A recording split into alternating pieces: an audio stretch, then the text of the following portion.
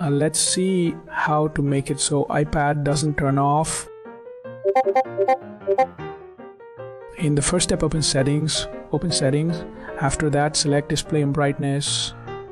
After that, go to auto lock.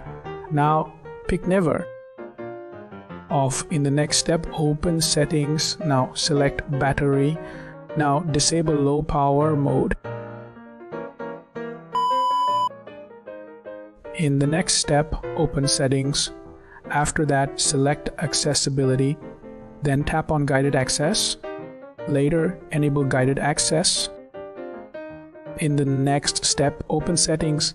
Next, select general. Later, tap background app refresh. Then set to Wi-Fi and mobile data. In the next step, plug the iPad into power.